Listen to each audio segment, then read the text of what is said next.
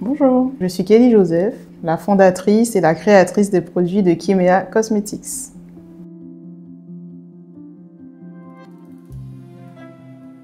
J'ai été fonctionnaire pendant plus de 15 ans au sein de la CTG et depuis le 1er janvier 2025, donc je suis à mon compte pour développer l'entreprise Kimea Cosmetics. Mais je suis en fait une autodidacte en formulation. Donc c'est une vision, c'est un rêve d'avoir voulu créer en fait une gamme de cosmétiques.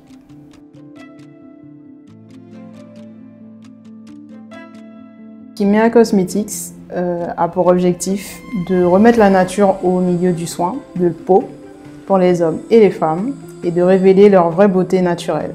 Donc pour cela, j'utilise des matières premières, donc des fruits, des fleurs et des plantes d'Amazonie française. Pourquoi les fruits? Parce que les fruits parlent d'amour. Les fleurs, ça représente la beauté intérieure comme extérieure et les plantes, la connaissance. Donc voilà un petit peu mes matières premières et pour ma première gamme, j'ai choisi la papaye qui est mon fruit préféré.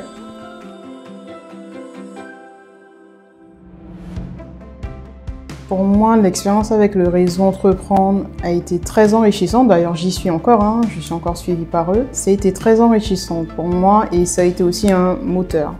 Je me suis dit, si je passe ce test, ce comité de réseau Entreprendre, ça prouverait que ce que je fais en fait a de la valeur. Puisque c'est des entrepreneurs qui sont là, qui ont l'habitude, qui ont déjà réussi. Et moi, en fait, j'ai voulu intégrer ce réseau justement pour faire partie de cette famille Réseau Entreprendre. C'était impressionnant d'être en face d'autant de chefs d'entreprise et de pouvoir développer sa propre vision, ce que j'avais envie d'entreprendre et de développer. Oui, et je remercie aussi mon accompagnateur Romain, qui est là pour moi en fait. Dès que j'ai besoin de lui, il est là, il répond à mes questions, il m'accompagne comme il peut, sans me donner de direction. Il me laisse faire et il m'encourage beaucoup.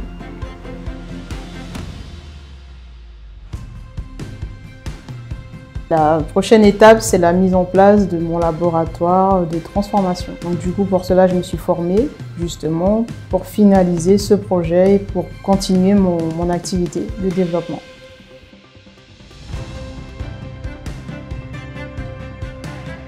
Alors le conseil que je pourrais donner, c'est qu'un projet, il se mûrit. D'accord, on n'a pas un projet qui sort du chapeau comme ça.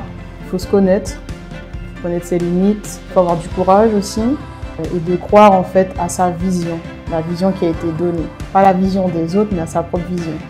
Chaque projet a son chemin.